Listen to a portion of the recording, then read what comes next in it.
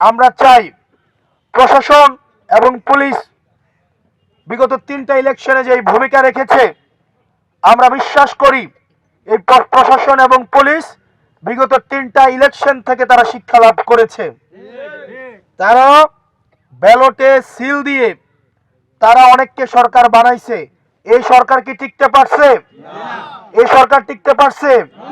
Police বা প্রশাসনের কাজ না ব্যালটে সিল দিয়ে সেই সরকার প্রতিষ্ঠা করা। পুলিশের কাজ হচ্ছে, প্রশাসনের কাজ হচ্ছে জনগণ যাতে নির্ভয়ে, জনগণ যাতে তার নিজের ভোটটা নিজে যথাযথভাবে দিতে পারে।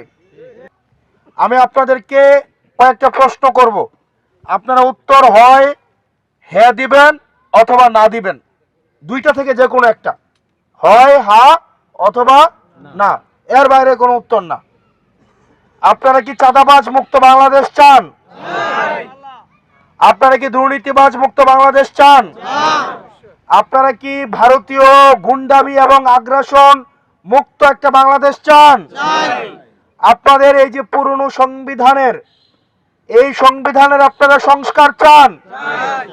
আপনারা কি চান আপনার সন্তান পড়াশোনা শেষে একটা স্বাধীন এবং নিরপেক্ষ কর্ম কমিশনের অধীনে চাকরি পাক, সেটা কি আপনারা চান?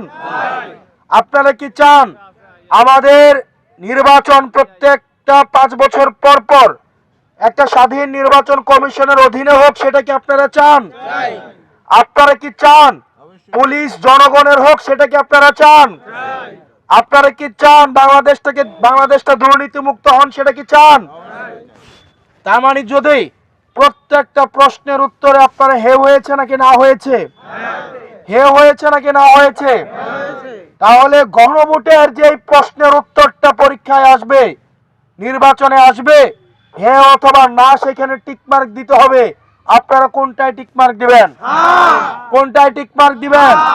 কোনটায় দিবেন? আজকের এই ক্রান্তি লগ্নে বাংলাদেশ স্পষ্টতই দুইটা পক্ষে বিভক্ত। একটা পক্ষ চাঁদাবাজদের পক্ষ অবলম্বন করেছে, ভারতীয় গুন্ডামির পক্ষ অবলম্বন করেছে, মাফিয়াদের পক্ষে অবস্থান নিয়েছে, চাঁদাবাজদের পক্ষে অবস্থান নিয়েছে, গুন্ডাদের পক্ষে অবস্থান নিয়েছে।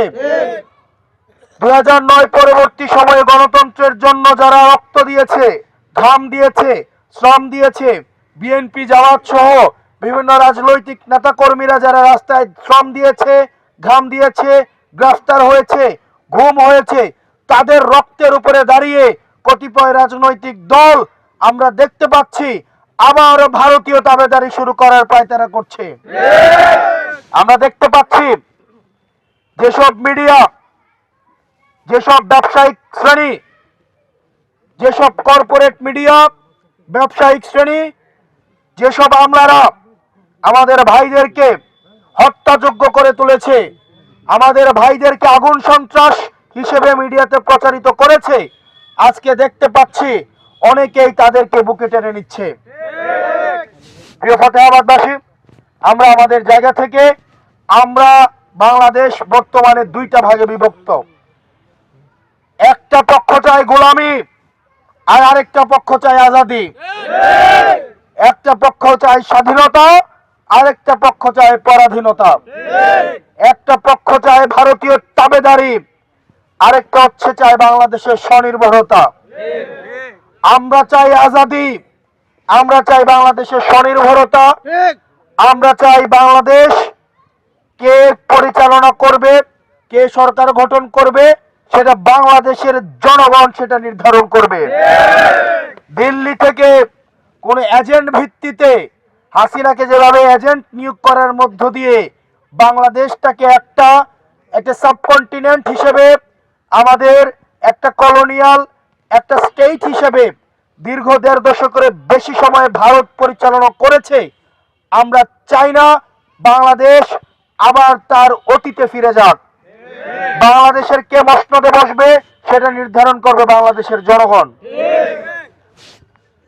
প্রিয় দেবিদ্বারবাসী, আমরা আপনাদের কাছে ভোট চাইতে আসি নাই।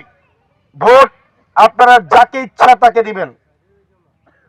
আমরা চাই প্রশাসন এবং পুলিশ বিগত 3টা ইলেকশনে যে ভূমিকা রেখেছে, আমরা বিশ্বাস করি এই প্রশাসন এবং পুলিশ বিগত 3টা ইলেকশন থেকে তারা শিক্ষা লাভ করেছে। তারা ব্যালটে সিল দিয়ে তারা অনেককে সরকার বানাইছে। এই সরকার কি টিকতে পারছে? এই সরকার টিকতে পারছে? পুলিশ বা প্রশাসনের কাজ না ব্যালটে সিল দিয়ে সেই সরকার প্রতিষ্ঠা করা। পুলিশের কাজ হচ্ছে, প্রশাসনের কাজ হচ্ছে জনগণ যাতে নির্ভয়ে, জনগণ যাতে তার নিজের ভোটটা নিজে যথাযথভাবে দিতে পারে। আমরা সম্মানিত পুলিশ ভাই এবং প্রশাসনদের দৃষ্টি আকর্ষণ করব, আপনারা বিগত 3টে ইলেকশন থেকে শিক্ষা লাভ করেন। আপনারা যদি নিরপেক্ষভাবে আপনারা আপনাদের দায়িত্ব পালন করুন, জনগণ আপনাদেরকে মাথায় তুলে রাখবে। আর না হয় আপনাদের বেনজির এবং হারুনের পরিণতি আপনাদেরকে বরণ করতে হবে। আপনারা দেখেছেন নগ্নভাবে পুলিশ এবং প্রশাসন বিগত 3টে ইলেকশনে হাসিনাকে ক্ষমতায় আনার জন্য তারা নির্বাচন ব্যবস্থাকে কলুষিত করেছে, আপনাদেরকে লাঠিয়াল বাহিনী হিসেবে ব্যবহার করেছে। আমরা বিশ্বাস করতে চাই আমাদের দেশপ্রেমিক, আমাদের মেধাবী যোগ্য পুলিশ এবং প্রশাসনের যে ভাইয়েরা রয়েছেন, আপনারা জনগণের প্রতি কমিটেড থাকুন। আপনারা যাতে করে জনগণ নির্ভয়ে ভোট কেন্দ্রে এসে তার নিজের ভোটটা নিজে দিতে পারে সেটির ব্যবস্থা করার জন্য আপনারা প্রত্যয়ী হন। আর সম্মানিত ভাইয়েরা, আপনারা আমাদের জন্য দোয়া করবেন, আপনারা আমাদের সালাম মানুষের কাছে পৌঁছাই দিবেন।